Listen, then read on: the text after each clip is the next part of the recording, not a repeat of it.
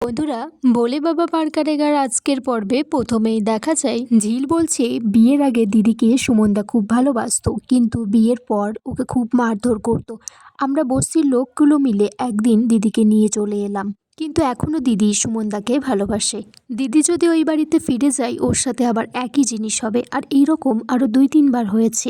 মা দিদিকে স্পষ্টভাবে বলে দিয়েছে দিদি যদি ওই বাড়িতে যায় তাহলে এই বাড়িতে ও আর ফিরতে পারবে না। আমিও দিদিকে অনেকবার বুঝিয়েছিলাম তুই এই সম্পর্কে থাকিস না, তুই বেরিয়ে আয়, কিন্তু দিদি ওকে কিছুতেই ছাড়তে পারলো না। কিন্তু সুমনদা এখনো বিয়ে করেনি। আমার দিদি এত ভালো একটা সাংসারিক মানুষ, কিন্তু সংসারটাই ভালো করে করতে পারলো না। সাক্ষ্য তখন বলছে আমি তো একইভাবে তোমাকে কষ্ট দিয়েছি। ঝিল তখন বলছে না, প্রথমে আমার সেরকম মনে হয়েছিল, কিন্তু পরে মনে হলো তুমি তো আমার কাছে ক্ষমা চেয়েছো, তুমি তো নিজের ভুলটা বুঝতে পেরেই ক্ষমাটা চেয়েছো।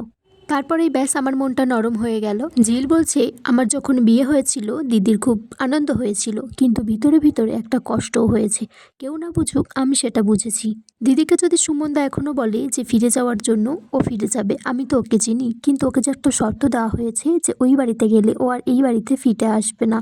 সাক্ষ্য তখন বলে ঝিলকে যে আমি নিজে সুমনদার সাথে দেখা করব, তুমি তোমার দিদিকে বলো। তখন ঝিল বলে যে তোমার স্ট্যান্ডার্ডে সুমনদা নয়, আর কথাও বলতে পারে না। তখন সাক্ষ্য বলে যে এই পৃথিবীতে সবাই তো একরকম হয় না, তাছাড়া আমার মতো সুযোগও কেউ পায় না। ঝিল তারপর সাক্ষ্যকে বলছে রেডি হয়ে নিতে, অষ্টমঙ্গলায় বেরোতে হবে, আর বলছে যে আমি ওখানে কিন্তু 3 দিন থাকবো। সাক্ষ্য বলছে তার মানে আমাকে একা একা ফিরতে হবে? ইম্পসিবল, আমি আমার বউকে অন্য কোথাও রেখে আসতে পারবো না। ঝিল বলছে আমি তো আমার বাপের বাড়িতে থাকছি, অন্য কোথাও তো থাকছি না। সাক্ষ্য বলছে দরকার পড়লে আমি ওখানে কষ্ট করে থেকে যাব। ঝিল বলছে তুমি যে আমার বাড়িতে থাকবে সেখানে তো থাকার কোনো জায়গাই নেই। কিন্তু ঝিল বলছে কাল যদি আমরা না যেতে পারি, মা যদি আমাদেরকে যেতে না দেয়, তখন সাক্ষ্য বলছে তুমিও যাবে, সাথে আমিও যাব, তুমি চিন্তা করো না। এদিকে বাড়িতে মিনু আর মিলি এসেছে। সাক্ষ্যর মা রায়পূর্ণা বলছে কি ব্যাপার তোমরা এই বাড়িতে?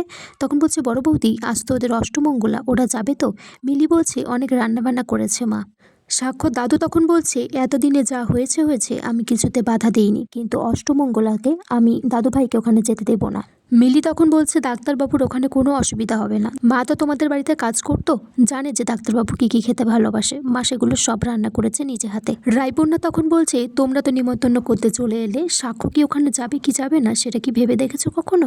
তখন ঝিলের মা বলছে বড় বৌদি সাক্ষ্য ওখানে যাবে, তোমরা যদি অনুমতি দাও। শতরূপা তখন বলছে সাক্ষ্যকে যে নিমন্ত্রণ করে নিয়ে যাচ্ছ কোথায় বসতে দেবে? ওই তো একটা ছোট্ট ঘর, আর গিজ গিজ করে লোক তখন লক্ষ লক্ষ মানুষ যখন তখন ঘরের মধ্যে ঢুকে পড়ে। আমি তো নিজে একবার তোমাদের বাড়িতে গিয়েছিলাম, সেখানে নিজে চোখে দেখেছি, সাক্ষ্য কি সেখানে গিয়ে থাকতে পারবে? ঝিলের মাকে বলছে মিনু তোমার মাপটা তোমার জানা দরকার, তুমি তোমাদের সাথে আমাদেরকে সমান করে ভেবো না। নীলাঞ্জন তখন সেখানে এসে মিনুকে বলছে তুমি আমার ছেলে বৌমাকে নিমন্ত্রণ করলে, আমি যে একটা পেটুক মানুষ আমাকে একবার বললে না। তখন মিনু বলছে বড়দাদা বস্তিতে ওই রকম একটা ছোট জায়গাতে আপনাকে কোথায় বসে খেতে দেবো, সেই জন্য আর সাহসে কুলায়নি। তখন সাক্ষ্যর ঠাম্মি বলছে যে সাক্ষ্যকে নিমন্ত্রণ করতে তো সাহসটা কম লাগেনি। সাক্ষ্যর মা তখন বলছে ও সাক্ষ্য তো আমার জামাই হয়। সাক্ষ্যর ঠাম্মি বলছে সাক্ষ্যর তো গাড়ি আছে, তোমরা তো বলছো ওকে নিতে এসেছো, তা কিসে করে নিয়ে যাবে মেয়ে জামাইকে? তখন ঝিলের মা বলছে ওদেরকে আমি রিকশায় করে নিয়ে যাব। শতরূপা বলছে রিকশায় করে? ভাগ্যিস বলেনি যে ভ্যানে করে নিয়ে যাবে। সাক্ষ্যর ঠাম্মি তারপর ঝিলকে বলছে তুমি তো পুরো সেজে গুজে নিচে নেমে এসেছো, তুমি তো কাউকে বলোনি যে তুমি অষ্টমঙ্গলাতে যাবে। তখন ঝিল বলছে এই বাড়িতে আমার সাথে তো কেউ ভালো করে কথাই বলে না, আমি কাকে বলবো যে।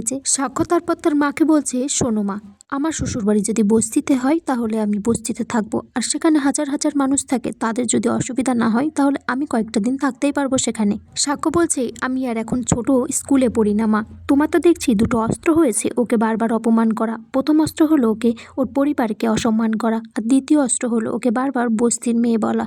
সাক্ষ্য দাদু সাক্ষ্যকে বলছে যে আমি চাই না তুমি বস্তিতে গিয়ে অষ্টমঙ্গলা পালন করো, তাছাড়া তুমি ওই কালচারে গিয়ে নিজেকে কিভাবে মানিয়ে নেবে? মিনু তখন বলছে যে প্রত্যেক মায়েরই স্বপ্ন থাকে নিজের মেয়ে জামাইকে অষ্টমঙ্গলায় রান্নাবান্না করে খাওয়াবে, কিন্তু আপনারা এরকম বলবেন আমি বুঝতে পারিনি। মিনু আর মিলি বলছে ঠিক আছে, আপনারা যখন যেতে দেবেন না ওদেরকে আমরা চলে যাচ্ছি। তখন সাক্ষ্য বলছে আপনি কোথায় যাচ্ছেন? আমরাও তো আপনার সাথে যাব। আর এখানেই আজকের পর্ব শেষ হয়েছে।